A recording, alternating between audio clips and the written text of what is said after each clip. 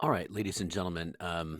So a lot of stuff's going on here, and I need to catch you all up on what's up exactly. I think I mentioned in the last video that Zayden had chimed in the comments below and said that he is locked out of his account and is not going to be able to finish this game. Now, um, some people have said, "Well, can he get with um, you know customer assistance or whatever, tech support?" And get back in. And he even mentioned that, but he believes that it'll take so long that even if he is able to get back in, it could be like a week from now or 2 weeks from now. So my understanding is that he has formally bowed out of this game.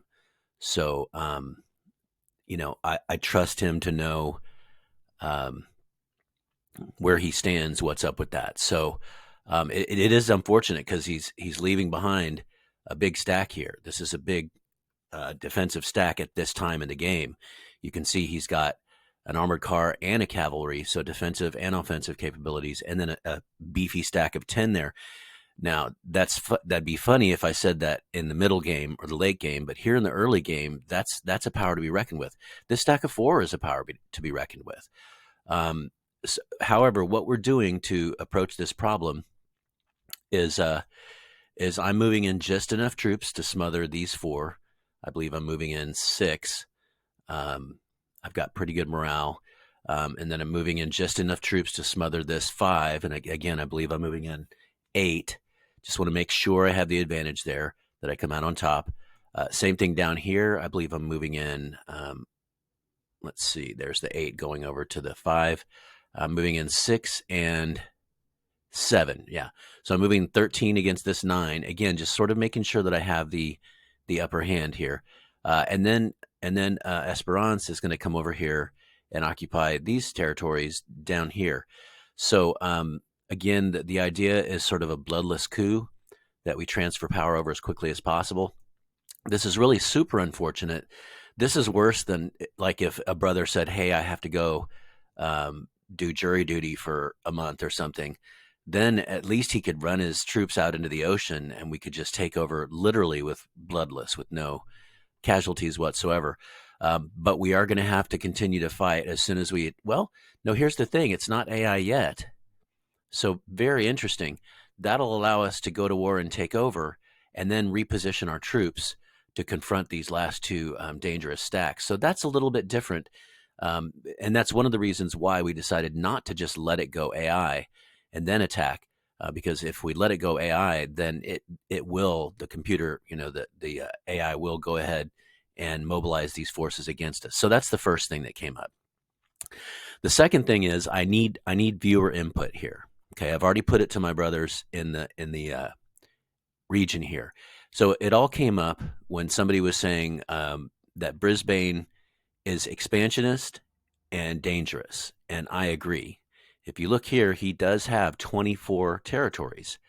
So he is expanding rapidly westward.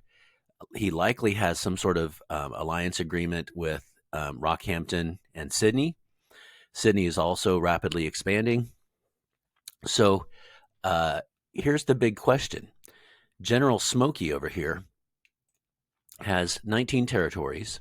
He's been doing pretty well. That means he's taken over almost an entire other country, right? You start with 10 territories. So he's doing rather well, and he borders our friend Darwin. So in a normal game, what we would do, we have a slot available. In a normal game, we would either give that to General Smokey, who, by the way, has a good relationship with Darwin here, with Darls Charwin, our player over here. We could either give the alliance slot to him, or since we already have his friendship, we could offer the alliance slot to an expansionist neighbor who otherwise would be a threat. In other words, it's a really good diplomatic tool to have that extra slot. Now, here's my conundrum. Here is the next player that has applied to my coalition. He has 10 territories. He has, as far as I know, not done anything all game.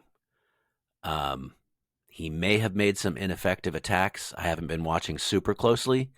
I do know that Otego attacked just briefly up into a fort up here, and I could see how many were in the fort, and I said, please turn around, don't do that. Oh, here's Otego. All right, buddy, you go. Oh, oh, oh, wow. Okay, that's okay. I did not see that, or I would have talked to him. It's kind of too late now. Um, if you've seen some of my other videos, I am 100% against sending your men on long sea voyages.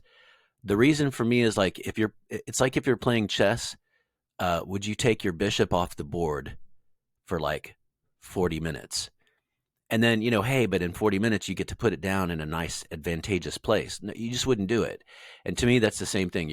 He's effectively removing 21 infantry, a sizable force at this point in the game. Those guys are not going to be, they're not going to get there for 5 days. 5 days. So, sorry, Otago. If I'd have seen that, I would have said something. But by now, he's already like 2 days away from his homeland. But here's the crucial question. I have no official policy, and this is why I'm putting it to my subscribers. This is why I'm putting it to my viewers. I'd like to, if you would, please vote or weigh in the comments below. You know me. I never ask for likes. You can like the video if you want. I really don't care about that. This is a community that's more about community. I'm never going to make any money from this, so whatever. But I would love it if you would, in the comments below, just vote, because you're the subscribers, you're the viewers. Here's what I initially started wanting to do is have my beginning 7 be subscribers, and that's what happened.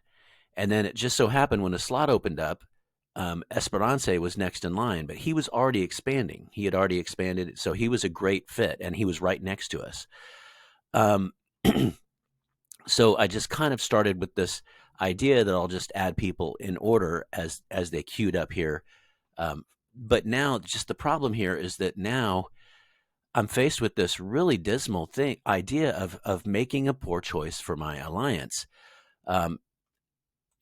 Nelson, if you're watching, user numbers, really, it's nothing against you at all. Especially if you're a beginner player, you start off on an island, you know that the guy next to you is an alliance mate. You don't want to, or a potential alliance mate. You want to attack him. This is a fort with 21 guys in it. So this is not against you, user, at all. But here's my thinking: is that I'm gonna start my own smaller game. In other words, because I've got the I don't know what it's called, but the Supreme package or whatever that you pay $5 per 3 months for, or whatever.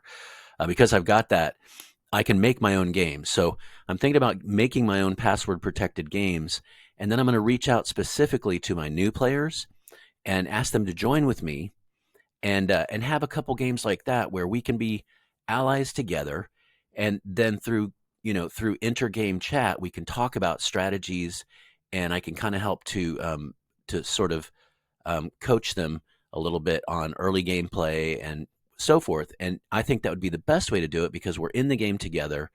So that's sort of the olive branch that I'm holding out to some of these players who I'm thinking about the possibility of not admitting, is that this isn't really even the best format for me to help you. This is war up here. We've got at least 2 dangerous expansionist countries, maybe 3 allied, I don't know, but at least 2. These 2 are expanding together, and they're not attacking each other, so they're most likely allied. And that really means that we need to be able to either bring in Smokey here, or reach out with that enticement of, hey, you want to join a team of, a large active team. So what I need from you guys, I'll say, and then just shut up and let you vote, is what do you think? You're the subscribers. What you say matters really most, because you could potentially someday be in this guy's position. So the question is, I will always start with the initial 7 alliance mates. I will always give preference to alliance mates, as I did here with Esperance, but I want to know if you guys are okay with after the game is underway, um, if you think it's okay to allow other people who are not subscribers into our alliance for strategic reasons. And don't pull your punches. If you think that this should be strictly subscribers, then I'm okay with that. But I will say this: there are other subscribers. This guy's got 15 territories, and if I'm not wrong, this guy's got even more. Java's got 17 territories.